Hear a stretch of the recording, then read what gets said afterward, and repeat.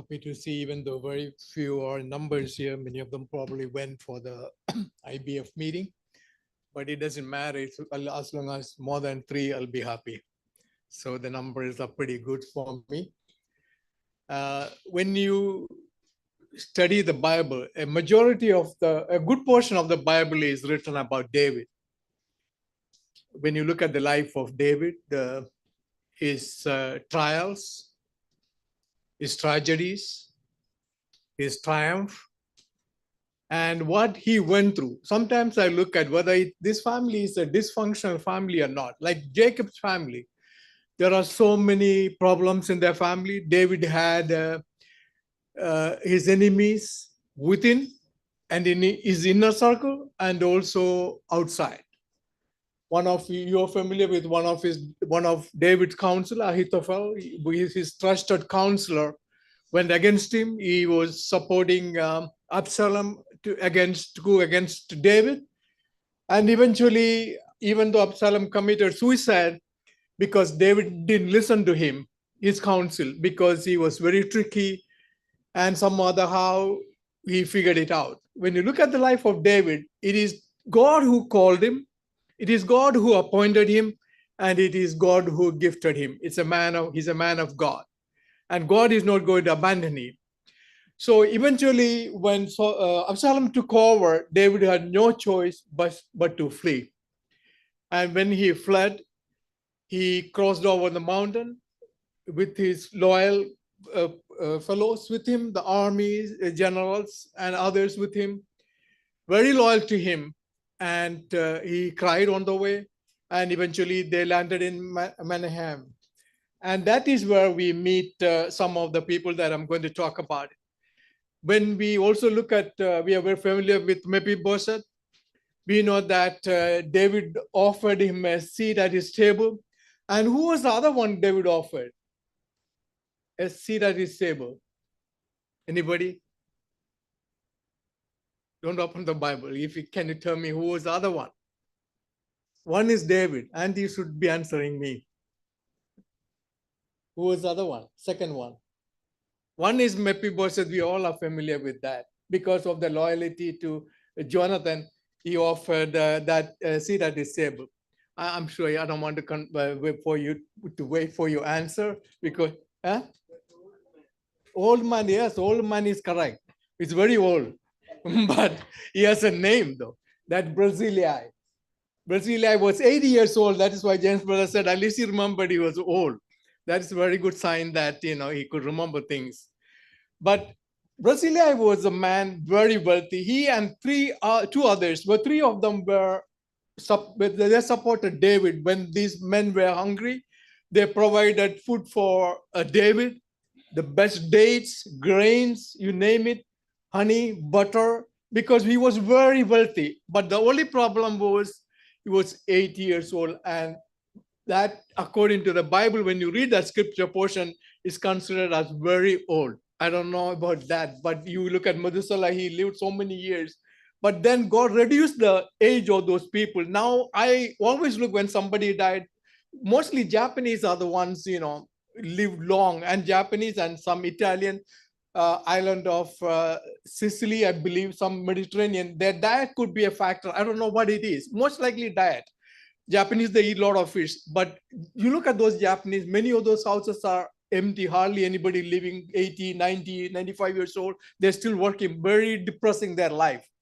And some other places you go, they give you 50 to 100,000 money to you to take over that house because there's nobody living there, don't have enough people. So Japan is the best place to go settle if you want to get a house without paying anything, and they give you money. That's the only place. I'm sure you were not going to go there because sometimes I wonder why we came into this country. Many of you are from Middle East, you had beautiful, very good job. They're very comfortable.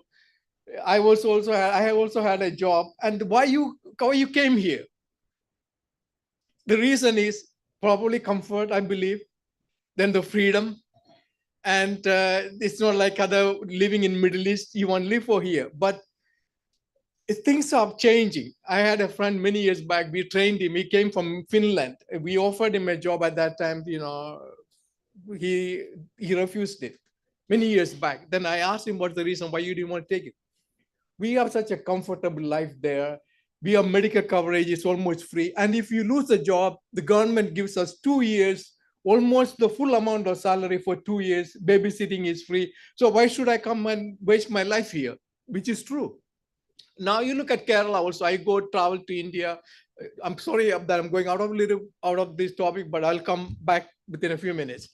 But I used to go to Kerala at least sometimes once a year, sometimes twice a year.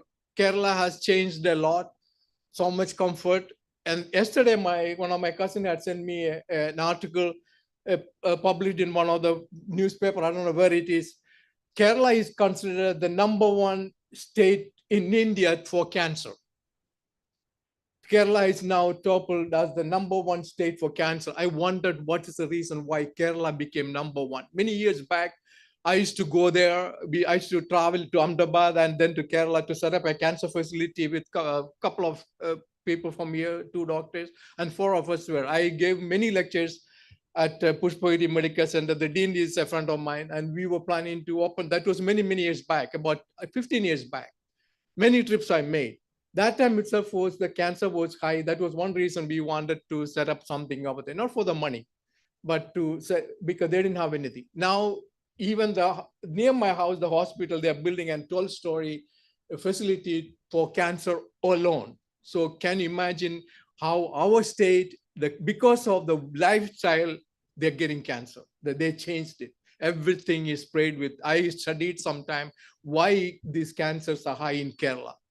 Not because we hardly have any chemical factories there. There's only one chemical factory on the way to Kottayam. You probably seen that sulfuric acid they used to make. They closed down many years back. There's no factories there. Kerala has very limited number of, except Alway, FSCT, and then other couple of them. That's it. Why the cancer is high? Anything you buy food in Kerala is highly contaminated. Unfortunate to say that. Sprayed with pesticide. Even the bitter gourd we eat, the pavika, you have to put 24 hours in water to dissolve that pesticide from that. Everything is sprayed and they don't want to grow anything. It is affecting our lifestyle in Kerala. Many are dying. In my neighborhood, so many have cancer. Many of my cousins died of cancer. So this is how it is. The life has changed. So 80 years of Brasilia is considered as an old age. He is a very wealthy man. David had invited him after he provided David. Absalom was killed by Joab, and David is returning now back to Jerusalem to take over the throne, and with his loyalties, the loyal people with him. And Brasilia was invited to go and to get a seat, and Brasilia refused it. The reason is the excuses he gave is, I'm an old man. I can hear well. I can taste well. The taste goes down. When I was young, my mother had 4 brothers. One of the first one, the eldest one, was in Madras. He used to work for a Paddy company, and he was also a preacher. At least you probably heard him living Waters Messages, T.G. Samuel. That was my mom's older brother. So my mom used to listen to him, but he used to come twice a year to my house. Always when I come, I was always loved to see him. Not because to see my uncle, I wanted because he used to bring the box full of Paris chocolate. I was more interested to see him. The other 2 were in Middle East. One was in Muscat. He used to bring me a shirt. That second, the youngest one was in Bahrain, and he used to bring me a pant or something, So I'm more interested to get the gift than to see them. But then I remembered my mom used to give me her chocolate to me. She never liked. I always wondered why she didn't eat. But when you get to a certain age, your taste changes. You don't want to eat certain things. That is why Brasilia said, I cannot distinguish, I don't enjoy this food or anything else. So he refused it. So 80 is considered, according to this scripture portion we are going to read a little bit later, considered as too old. Those are over 50, how many years you have left. Those are all 70, at the most is 80. Sometimes I wonder how many years I have left, how many years you have left. Very little. So we don't know when we are going to God going to call us. We all have to check out. You often remind you that 70, you don't have many years. 50, you have a little bit more. Below that, I don't know. But you can die from anything, anytime. Sometimes you look at it, you all are most of in the medical field. You have seen the book of ICD book this thick. I used to sometimes have to look at it to see the code they send it to see what it is. Some of them I could remember at that time. Now I don't remember most of it. But the book is this thick. It's all about the diseases. Then they have another book, CPT code, to make money out of it. So this is all the medical field rip-off, But it can, then sometimes I wonder why God gave so many diseases. Like that book is this thick, you name it, so many. I don't even know what kind of diseases we have, people get. But eventually we all die. When people die, the first thing they ask you, how did he die? Or how did she die? The most important question is how he lived. How did he live? How did she live? That's the most important thing. A person's life, the most important thing is how they live. Bev Gutti and I have been friends for 40 years. I remember when we were at St. Stephen's Church, Benjamin was a little boy. They used to sit next to me, myself, Bev Gutti, and Benjamin in the middle. So many, many years. I've known him, and he was also related to my brother-in-law. They're cousins. So we had a very good friendship over the years. The last Sunday before he left this world, I had talked to him. Often we talk about stock or medicine or vitamins. Bev Kuti is one person, never got complaint. I could joke with him anything, anytime. Always friendly. He never criticized or ask somebody, how did he die? I won't talk about that, but how did he live is more important to me. No complaint from anybody. It is the biggest loss. I was in India at that time when I was monitoring, how is his surgery, how everything. I used to call and ask, but good life he had. And he's a God's person. We should be thankful for that good life for anybody, So I always miss him. But life, when you look at it, it's so short. You saw yesterday's news how these 27 girls are still missing, went for a Christian summer camp. And within a few minutes, a few hours, that water was 30 feet high. Kerala, we have seen the heavy rains. The buckets of water came down so fast. Nobody thought that 27 girls are going to perish just like that. Life is so short. So let us look at why Barzillai rejected his offer and whom he did send. He told David, take my servant, Chimham. Chimham, actually, many people not sure who he is, but according to the scripture, it doesn't give the detail about that Chimham is his Barzillai's son or not. But when towards the end of David's life, he had given instruction to Solomon to do certain things that take care of some of his friends, some of his enemies. You have to watch them and you have to be aware of them and you have to deal properly with them. That means to eliminate them. So Barzillai's son Chimham was given a seat at David's table and he said, deal kindly with the children of Barzillai.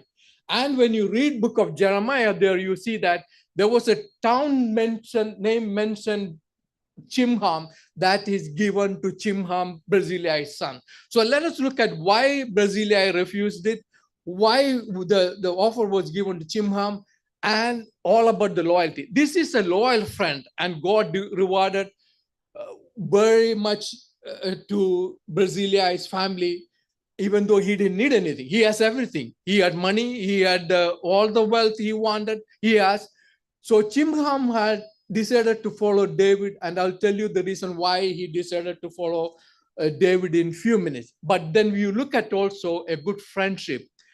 Some years back, a British newspaper had conducted a survey.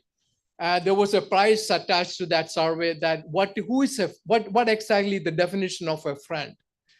There were so many things written about who is a true friend. Some said there somebody who is loyal to you, somebody who will come at any time of hardship, come and visit you. So many kind of different answers were given by that definition, who they asked to define who is a friend. But the first prize went to one who wrote that who comes in when the whole world goes out. David's life, there were many, the whole world went out, but there was a couple of people that came in. Barzillai was one of them. He risked his life because there were enemies. You look at the tribe, there were 10 tribes in one group, that Israel and the tribe of Judah. That their two tribes were together, and the other 10 group there were bitter enemies. That is why there is support for Absalom to take over the throne. And those people could have very well killed Barzillai and his family, but they didn't.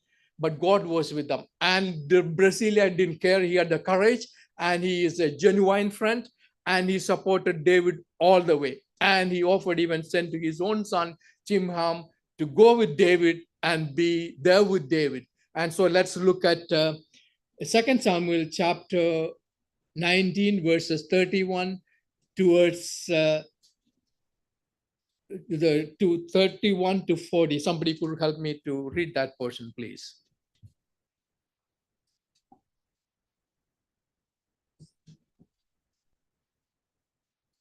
Second Samuel chapter 19.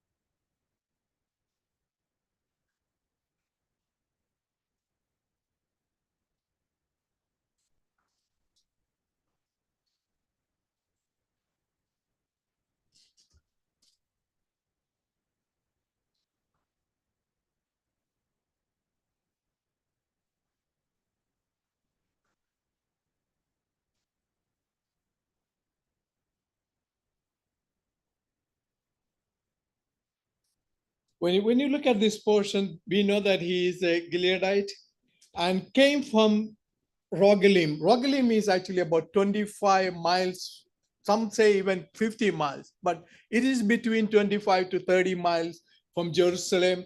He came all the way to meet David because he heard that David is going back, and he wanted to bless. He wanted to bless him, and he wanted to uh, tell him what to do. Probably good counsel. Could have been a good asset for David, an encouragement for David. You want somebody to be like that in your relationship, or especially a family relationship. You want to see some people, they are an encouragement for you. They are there for you. They're there willing to help you in the time of trouble. They're there with you to pray with you.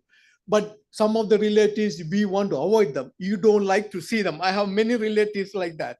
You just don't want to be into their house. You try to avoid them. You want to have minimal conversation. I have one sister like that too. But unfortunately to say that, if she comes like a tornado all the time, I've said that before, make a big scene out of nothing. What are you going to get out of this? I have enough stress of my own.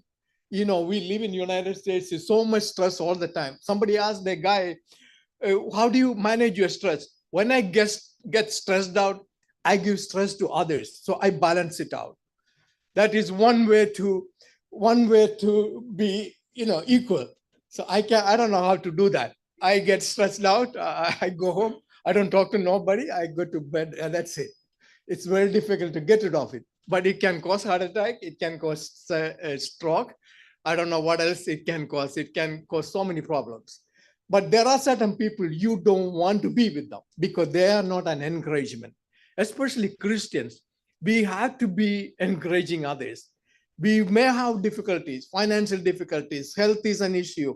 They may need some type of ride or whatever from us. You and also we also have a responsibility. Like sometimes we go through that, we want everybody to know that, oh, I have this problem, I have this health issue. We tell everybody I have this because they want sympathy. I know people like that too. You don't want to do that. This world, you're not going to accomplish much. I've told this many times. It's a short life, 80 years. How many years left? I also saw the other day is a Kerala guy close to 90 years old.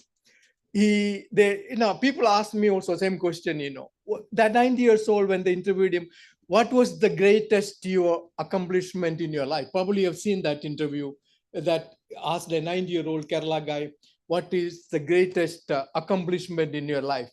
He said, in 1973, I won an argument with my wife. That was my greatest achievement. So what can you say? I don't have any achievement like that, but 90 years old, and this is his greatest achievement. He was so happy when after the interview, I said, can you imagine that he was so happy that that was his greatest achievement? When somebody asks you, what is this your greatest achievement in this world here, a short period, 80 years, 70 or 80 years, there's nothing much to achieve here, because this is not the place we are going to spend rest of our life. We're going to wind up, we are going to check out. But when the good Lord calls, you saw that flood in Texas. It's so sad to see that. I'm still looking that, see whether they're getting anybody alive. But I also heard that when you are in the water for so many hours, there is no chance to be alive after that. Certain hours, the brother told me last week that 6 minutes, he survived. 3 minutes is the max. He survived 6 minutes. But that long is so sad. What the families send those children to learn about Jesus Christ. I'm sure they are all in heaven. Hope that some of them they will find. But now David, the good friend, loyal friend, and saying goodbye to him. He came all the way at that age. Transportation, you know how difficult it is to come there, to travel 25-30 miles to meet an old man. He probably have his friends or his loyal servants with him, accompanied him, but not transportation like that. We could get a 25-mile in about like less than 15 minutes. We could reach by transportation, but the transportation and traveling was very difficult those days. And David had invited him to come over to have a seat at his table, and whatever you need your rest of your life, I will provide for you. He said, I don't need anything. I cannot hear anything. I mean, well, you're singers. I don't have no interest in any of this, your royal food. What difference is that? Caviar or whatever it is, the best food you get. No interest at all, because that stage has passed. And not only that, he's a very wealthy man. He doesn't need anything. So he said, David, thank you very much. You go ahead, but I will send my son with you. And Chimham, I want you to look at the sacrifices he made. First of all, he was supposed to take care of your aging father. He left him and decided to go with David. And what guarantee that David is going to provide for him? First of all, David has inner circle, their enemies. There are other people against him, and there is no guarantee that he will stay in power forever. So Chimham had left those comfort, and he would have probably inherited the wealth from his father. Everything the dad owned probably would have gone to him. He didn't have to work anywhere. He didn't have to worry about the food next day morning. What are you going to eat or tonight dinner? But he had everything. But he decided to follow David. Probably the time David had spent, Chimham probably had seen that David had a relationship with God. It is God who provided, it is God who protected him. He probably experienced it. Some of the Psalms probably he penned down at that time. And Chimham had seen what is going on in the life of David. And that faith and the loyalty together had comforted him that this is a man of God. I have decided to follow him. Like we sing that I have decided to follow Jesus Christ, but we won't leave everything that we have behind. We will like to take everything that we have. We often say that, oh, everything we're going to leave here, but you don't leave. Look at the house you have now. How many things you have in there? Sometimes you wonder, where did I get all this junk? Sometimes now I started slowly throwing out things. I I hate to see things inside in the house. So many things. Sometimes you wonder, why did I buy all these things? Why did you buy all these things? You really need all these things because we have so many attachments, so many cars, so many things in the house. But here, Chimham has decided, I don't need anything. I don't need my father's money. I don't need my father's wealth. I saw the life of this man. I have decided to follow him. And that is the sacrifices he made. Disciples asked the question to Jesus, we have decided to follow you. What we are going to get? What they left behind? They left probably a boat or maybe some net or some small house. Nothing more than that those days. They didn't have any other luxury stuff with them. But they asked the same question to Jesus, that have we left everything and followed you? What we are going to get? When we look at our own life, so sometimes we wonder, can we say the same thing, that, oh, we decided to follow Jesus Christ, but what else we left behind? We look back and see what's in the house, and look back and see that you're going to decide follow Jesus Christ, leaving everything behind. No, you won't. Many of us, including me, okay, we want to keep the job, we want that social security, we want that pension, we want all those things. Sometimes the way this country brag, you look at it, we are here, 90%, 98% of your citizen. I know you're not going nowhere. You want to have all the benefits, but look at the life, the way this country brags. They brag, this is the greatest nation on the face of earth. We are so powerful. We have everything. Look at that flood in about half an hour. Within an hour, the water rose from lower level to a 30 feet high. Can you imagine 30 feet high, 3 times higher than me? That was the level of that water in that land. In the Kerala, we have seen monsoon, the heavy rain. We have experienced it, the sound of it, and we have seen how the rain is come. Not flood like this. I live very close to the river. In my house is not even about 500 feet from the river, the house, and there's another canal close to our house. I've seen flood. We experienced flood, heavy rain, the monsoon, but nothing like this. Probably Texas is a flat land, caused it. I don't know much about it, but suddenly never had such an experience in that state. Maximum they got was 7 inches, but 13.5 inches in about a short period within an hour to 2 hours. Unbelievable. So bragging so much that this is the greatest nation on the face of earth can change in minutes. So don't take anything for granted that this is the greatest nation, this is the most powerful nation. Things are changing here, and the way you look at it. A lot of people are, I'm not trying to scare you, but with the AI, many of us may be losing job, including me. That is going to happen.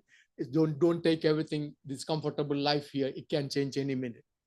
So Chimham had decided to follow David, but David again faced many enemies. What caused all this? David's sin has caused him tremendous problems in life. His sin with Bathsheba, killing of Uriah, and that is why Ahithophel committed suicide, because of his granddaughter's husband was murdered by David. David was behind it, even though he openly did not admit it, but God saw everything. When you sin, it can affect you.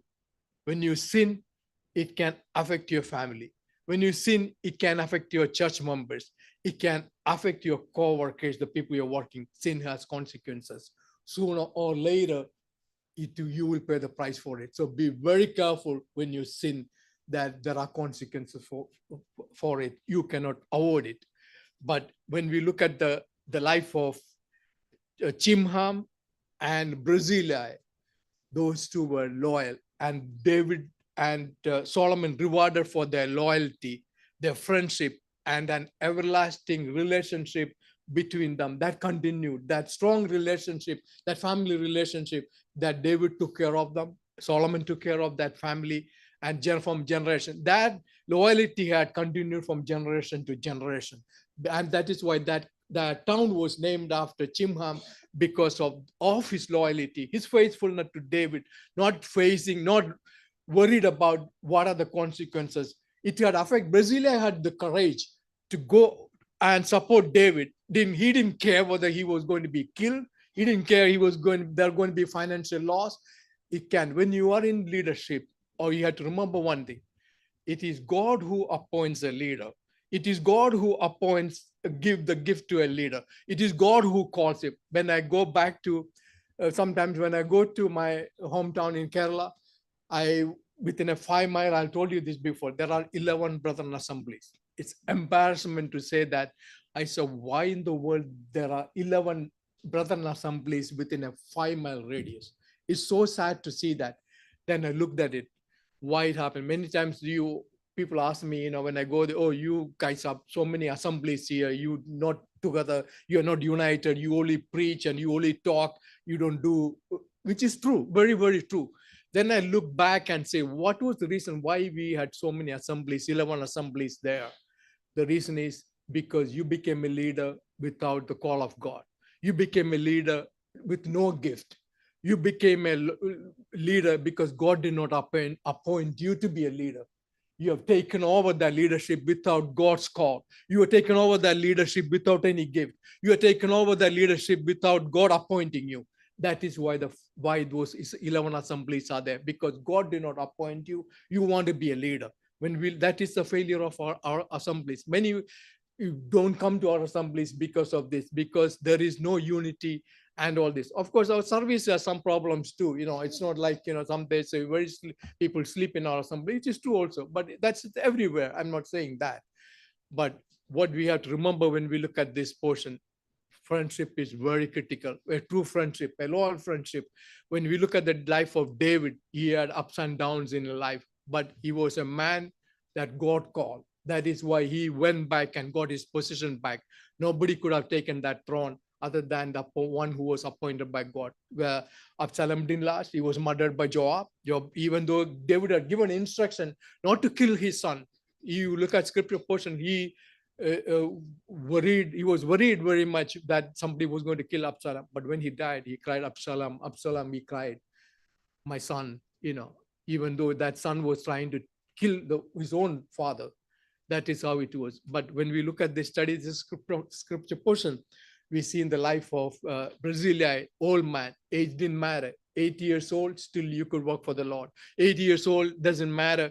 You could still use your money to support others. You could still use your money for the Lord's work, and don't worry about the comfort. The Barzillai did not worry about what tomorrow is going to happen, what is going to happen tomorrow, but how am I going to get the food?